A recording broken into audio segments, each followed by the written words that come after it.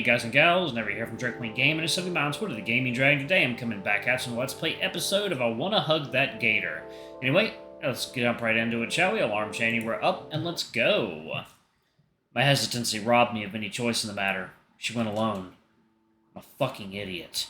Alone? In this freezing weather? While she's going through this? What the hell was I thinking? I start my silent march through the halls, out the building and into the frozen wilderness.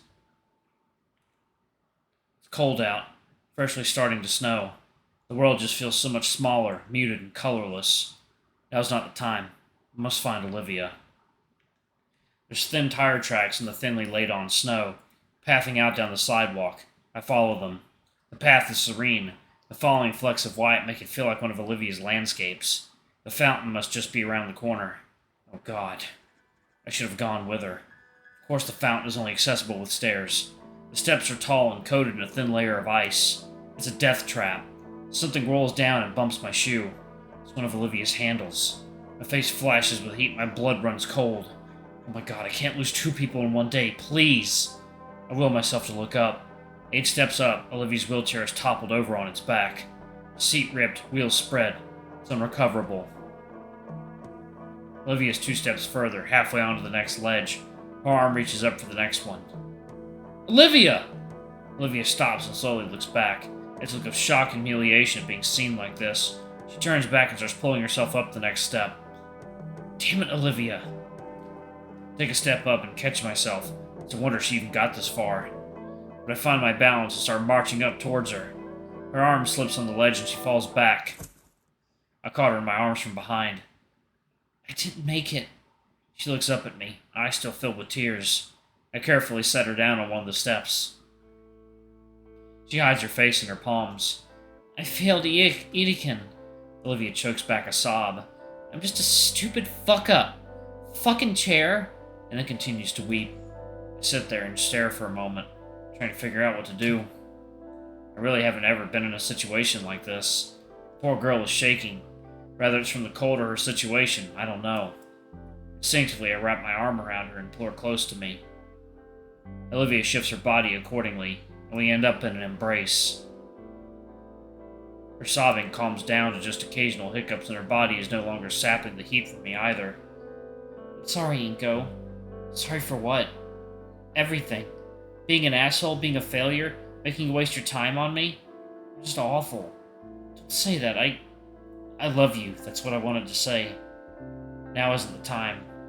I'm your friend, you know that. I'm here for you. In the same way you're here for me. One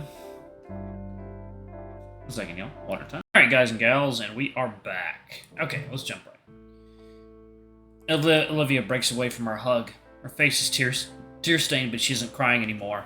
She's looking down at her wheelchair. Do you have a spare at home? No. I stand up, look up the stairs, toward the fountain, then back to Olivia. I can call Liz if you want, and she can come pick us up after we're done. We can worry about your chair then.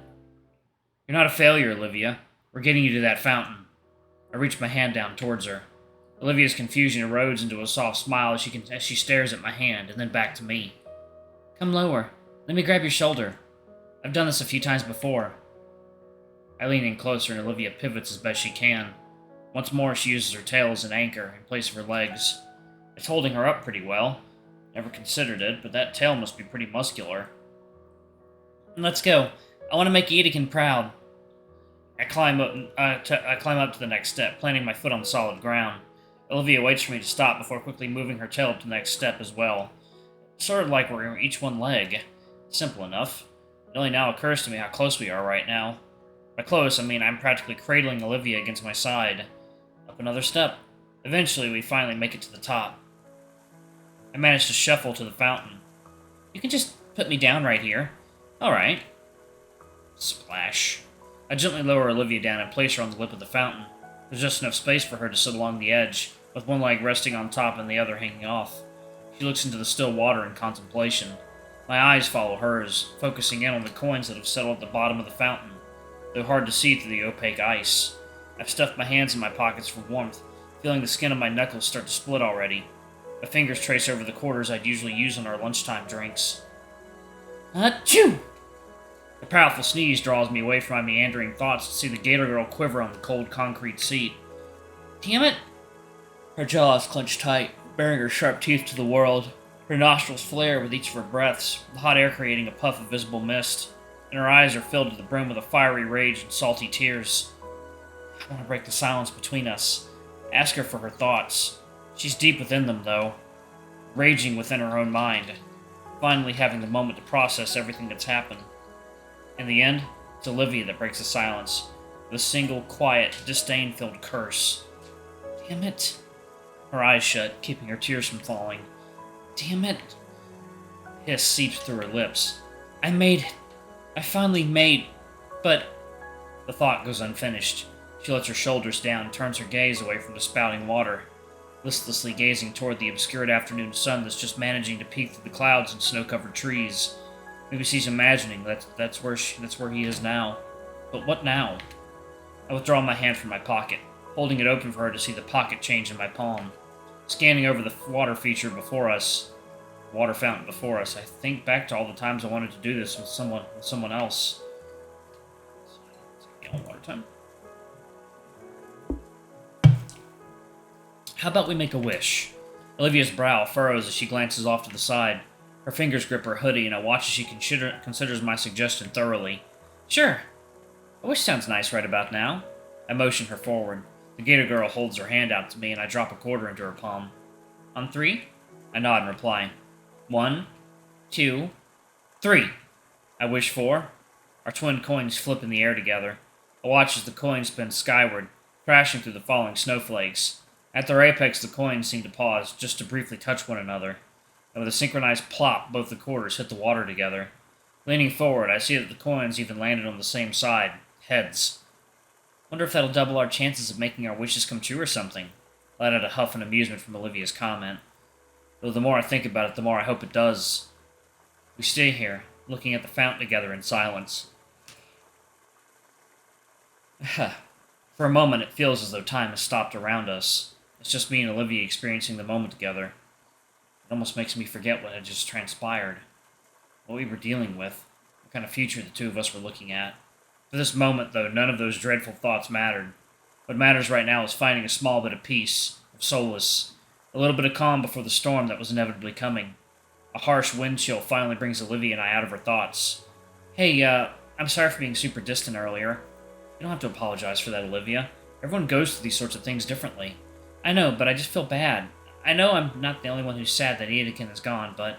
Her pause makes me stop and turn around to face her. I can see it in her face that she's trying to form the right words. Edekin was the first person who I felt was a role model for me. He didn't just believe in me, he made me believe in myself. Not just for my art, but being able to succeed in general. I knew that Edekin meant a lot to her, but I never realized he meant that much to her. More than anything, he actually cared about me. About my thoughts and my dreams. I felt... Olivia's lips tremble as she struggles to voice the thought. Normal. God, I probably sound stupid saying that. I shake my head in disagreement. You don't. Mr. Edekin was important to me as well. It's okay, Olivia. I know how you feel. He gave me some of the best advice I've ever gotten from anyone and encouraged me to follow my dreams. Like you. I wish I'd met him sooner. There's a moment of silence between us. The air filled with a mix of sympathetic emotions. A shared sadness for the passing of someone who made an impact in both of our lives, but a sense of thankfulness that he graced our lives. Guess we both got our issues, huh? Yeah, I guess so. A fresh breeze of icy air sends a shudder down my spine. So, what should we do now? I pat off the growing pile of snow off my shoulders and head. Let's see. I look at my phone. School's ending in 10 minutes.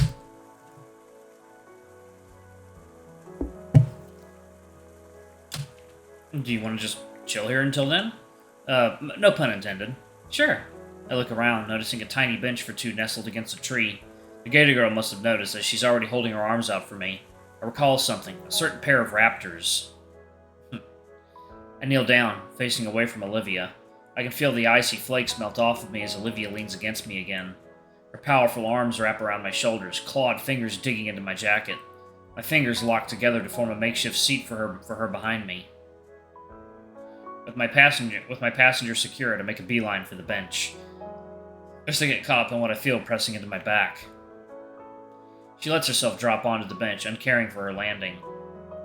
Taking a page from the book of Olivia, I also drop uncaringly next to her, just glad to have some shelter from the increasing snowfall. So here we are, mission accomplished for Olivia. Now what? My curiosity compels me to ask Olivia something. If you don't mind me asking, what did you wish for? I don't think you can tell someone that what you wish for, or else it won't come true.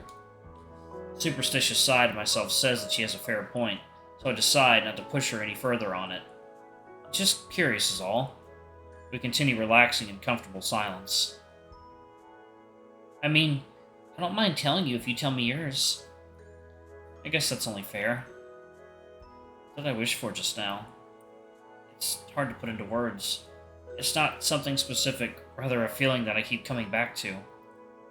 Back before I came to this school, I would have wished for more friends, or a successful future, or to take back something embarrassing from the past.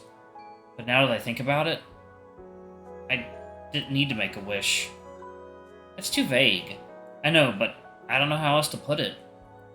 Come on, at least try. My best memories from the past few months. This. This? Being outside in the freezing cold? No, not that. What do you mean, then? I struggle to find the words without making myself sound stupid. You know, we've hung out together a lot, but it's not often that it's just the two of us. Just us? Yeah, that doesn't happen a lot. I wish it was like that more often. The Baryonyx's eyes go wide. Shoot, maybe that came across too weird. I mean, I just want to get closer to you, you know? I watch the beginnings of a blush form across Olivia's cheeks. Wait. I don't mean it like that. I want to get to know you better. She glances away, laughing nervously as her tone changes drastically. Yeah, I understand totally. Oh, there we go. Alright, y'all, I am going to go ahead and pause it right there. Thank y'all so much for watching. Don't forget to like, comment, subscribe, ring that notification bell, and check out our Patreon or YouTube memberships if you can. It always helps. Anyway, I love you all, and I'll see y'all in the next video. Bye-bye!